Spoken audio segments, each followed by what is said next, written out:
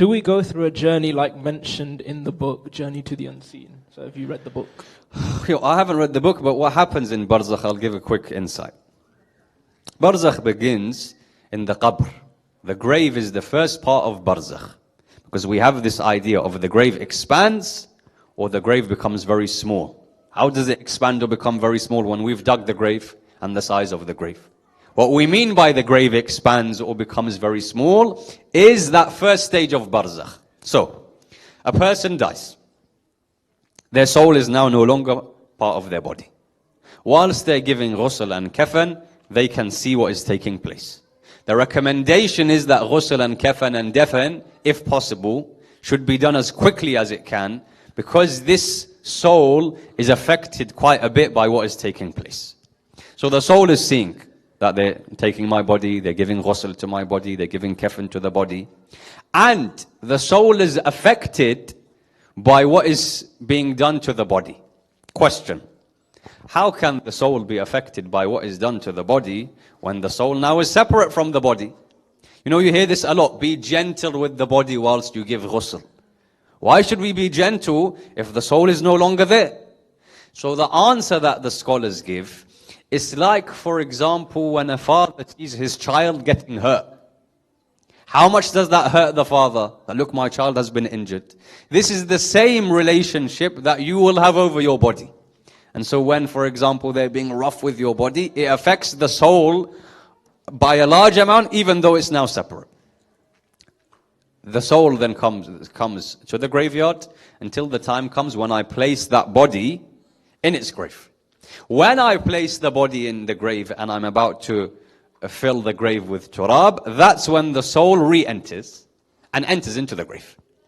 When the soul enters into the grave, what does the soul look like here? In the way that currently now I have a physical body, al-jismul maddi, in the way I look, there in the barzakh I'll be given a barzakh body. So my nafs and my soul is given a barzakh body. And in most cases it will look similar to what I look like. If I was a good person, I may have more noor. If I was a bad person, maybe not. When I'm in the grave, as I said, either the grave then expands or becomes smaller.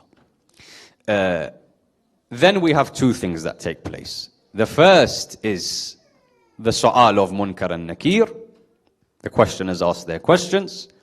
Who is your Lord? Who is your Prophet? Who is your Imam? What is Sirat? What is Quran? Is Quran Haq? All of these things. The second thing that takes place is known as Tajassumul A'mal. I haven't spoken about what happens during death. That question was on Barzakh. That is another thing of what I see when I'm dying, what happens when I'm dying. That's a different question. Tajassumul A'mal means what? Tajassumul A'mal is when my actions then take a physical representation. So I, mathalan, used to do a lot of ghaibah. You couldn't keep me away from ghaibah. When I'm in my grave, that ghaibah of mine will take a physical form.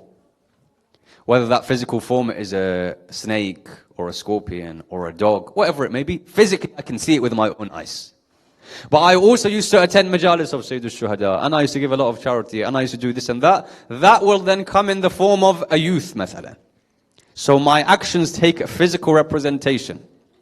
And there were certain scholars that were able to see the barzakh, and they mentioned how, for example, that animal sometimes attacks that youth, and the youth is his good deeds.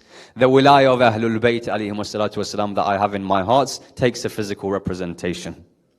A person will also have some kind of experience with Ahlul Bayt alayhimu salatu wasalam if they were mu'mineen. After this tajassumul a'mal, this physical representation and this questioning of Munkar and Nakir, then that soul and its barzakh body either will go to Wadi al-Salam or Wadi al-Barhut. Wadi al-Salam and Najaf al-Ashraf. Wadi al-Barhut is where Ad and Thamud were punished in Yemen. What do we mean by they'll go there? It means that physically today, if I go to Wadi al-Salam, I can't see anything other than graves. But barzakh, the literal word, means a barrier. And so Allah has created a barrier there. If I was to uncover that barrier, I would see the barzakh being there. So physically it's there, but I can't see it. That's why the riwayah says that Amir al-Mu'mineen Salamullah alayhi was in Wadi al-Salam on one occasion. And his companion saw him standing there for, let's say, an hour. He said, what is he doing here standing in Wadi al-Salam? They got tired, they sat down. Eventually they went to him, they said, Ya Abul Hasan, what's going on here? He said, you can't see, but I'm seeing so many mu'mineen that are present here in Barzakh. So this is a concise version of what happens in the Barzakh stages.